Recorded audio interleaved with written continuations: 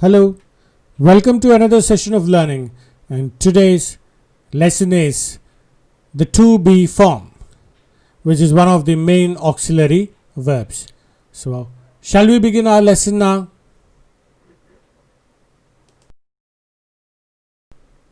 I want you to look at these sentences that are there in front of you. I am a teacher. I am teaching verbs. She is very busy today. She is attending a meeting today. There were extremely rich ones. They were donating their wealth away. Now look at those words that are underlined. Am teaching, is attending, were and were donating. Of course, I missed out on was there. But what do you understand from these sentences? What do they give you? What idea comes to your mind? Any guesses? Okay, let's check if your guess was right.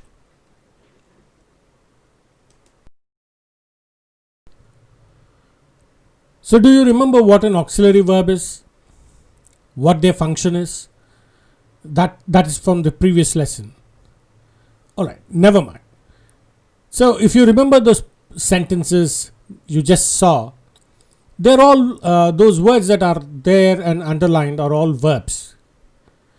In some sentences there is only one verb, and in some sentences there are two verbs. Now look at this, for example. I am a teacher. Which is the verb here? Am. Is there any other verb? No. Look at the second sentence. I am teaching verbs. How many verbs do you see there? Two, am and teaching. So which do you think is the main verb? Teach or teaching, right? And am is the helping verb. So we remember that an auxiliary verb, sometimes the main auxiliary verbs sometimes they function as main verbs and sometimes they function as the helping verbs. So this is the function of the auxiliary verbs. Hope you have recollected and understood what an auxiliary verb is now.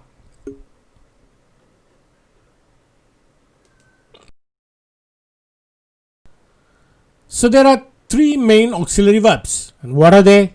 The be form, the have form, and the do form. But in this video lesson you will look at and learn about the be form. Okay, so shall we begin that part? You see here that the be form also has a conjugation. Why does this happen? Because be form functions both as the main verb and in some situations it also functions as the helping verb. So a main verb will certainly have conjugation. So what are these? The same five. The to infinitive or the base form, the s form. Here we have this fundamental difference. We have the singular form and the plural form of the be form verb, and then we have the past singular form and the past plural form, and we have the past participle form, and we also have the present participle form. So to be or am is the base form, is the s form, plural is are, and we have the past form is singular is was, and past plural is were, and past participle is being, and present participle is being. So let's see how we can use them in our sentences.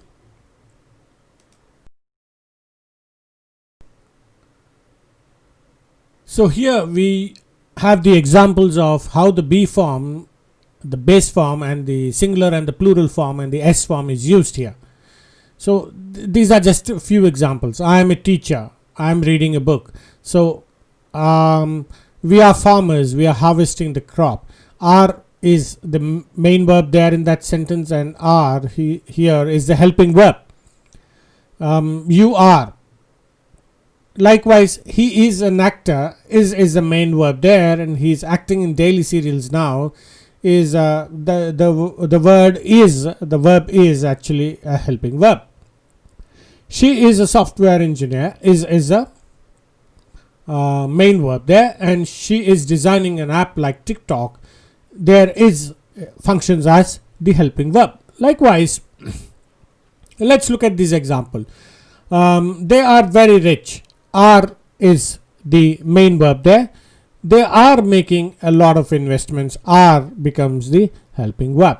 So this is how the sentences are framed using the B form, the basic B form, the base form of the B form verb, or the S, and the singular and the plural form in sentences. I hope this is clear.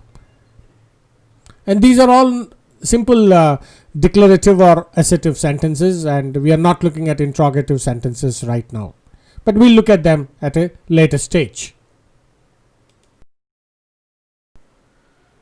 And here we're going to look at the example of how the B form of the verb is used in the past and the past participle form.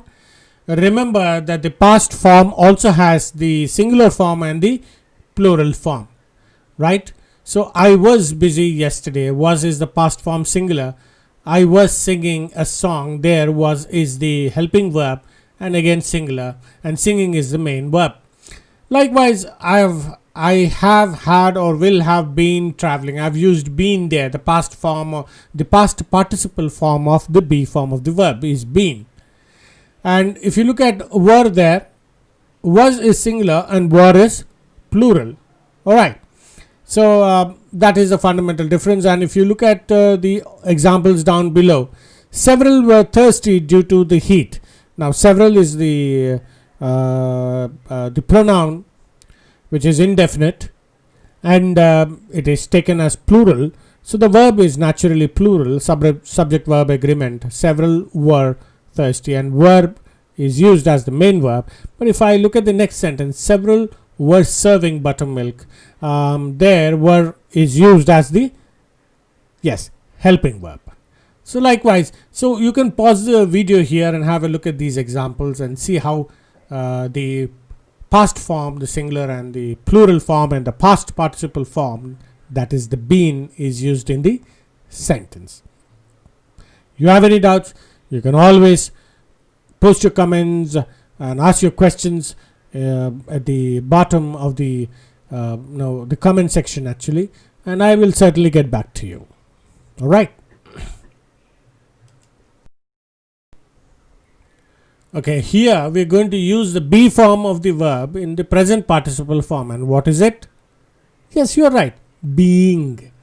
Right, so I can use it with am and was. This is the passive voice. I was being invited to the party, and then you say by somebody, right? By, let's say, Mahesh. So I was being invited to the party by Mahesh. So it's in the passive voice, and in such a situation I can use it.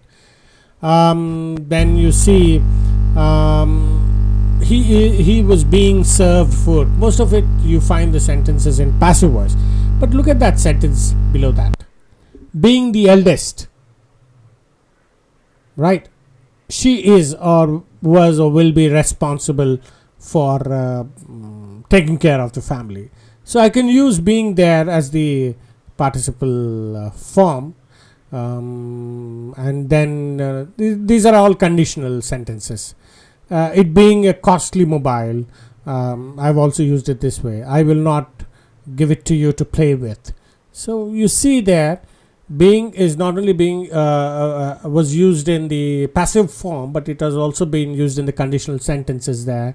For example, you begin the sentence with being, and in the next sentence it came after the subject. So this is how the present participle form of the be form of the verb, that is the being, is used in the sentence. So please have a closer look at these sentences and try out. I will very soon come up with some exercises, some grammar activities pertaining to this. But till then, keep learning.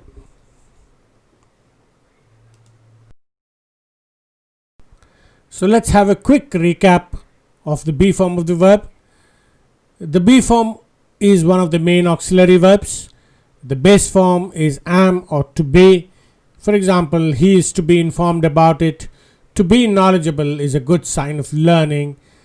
These are just a few examples there. The singular form of the present tense is am or is, which is the S form, and for you it is are. The plural form present tense is are. See, you can be both singular and plural, that is the reason there. And the past form singular is was, the past form plural is were, the past participle form is been, and the present participle form is being. So we use be forms for declarative, assertive and interrogative sentences, and we use be forms for helping the main verb, voice, mood and question tags. The be form form negatives with not, and they also can form contractions. For example, is not, we say isn't, and for question tags, he is coming, isn't he? There. I am teaching verbs, aren't I? So this is how, and the be forms are also called the state of being verbs because they talk about the situation of the subject. So this is what is the information about the be form, and this is a quick recap. Please go through this again and again till you get it right. All right. Thank you so much for watching my video. Please do like the videos that I'm posting here. I'm trying my best. Yes, I hope you find them interesting, knowledgeable, and you're able to learn something from them, hopefully. Please post your comments so that your comments are the most awaited things for me, because they would help me to improve my videos and my lessons and make me a better teacher. Thank you so much. Please do subscribe to my channel. If you have already subscribed, please share my channel with your friends, relatives, families, or anybody who is in need of good learning. So thank you so much. Signing off for now from English Bricks for now, till I come back with another lesson in the series of the auxiliary verbs.